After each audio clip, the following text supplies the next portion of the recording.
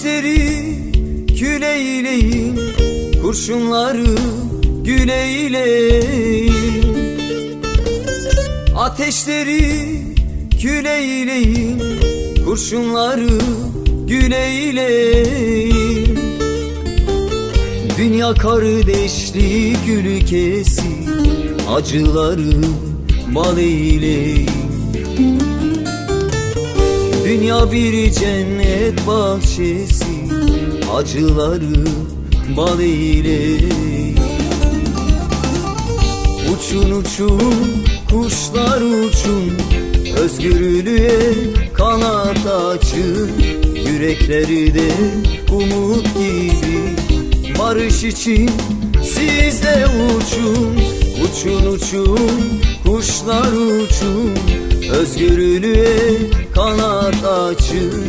Sevgi dolu bir yerleri de bana da bir yer açın.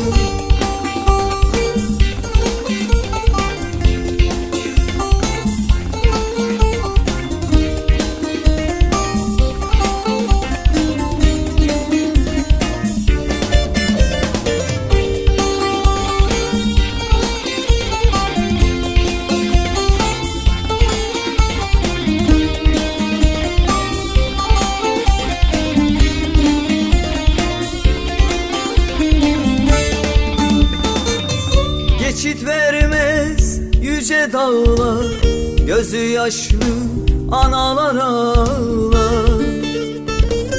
Geçit vermez yüce dağlar, gözü yaşlı analar ağlar. Kalpten kalbe bir yol olsun, dünya sevgilerle dolusun.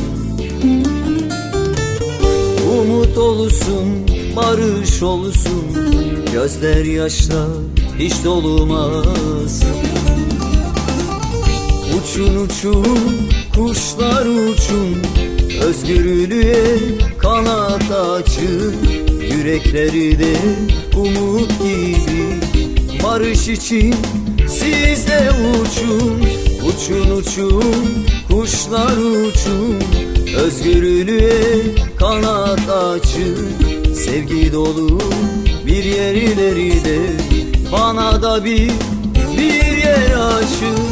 Uçun uçun kuşlar uçun, özgürlüğe kanat açın. Yürekleri de umut gibi, barış için siz de uçun.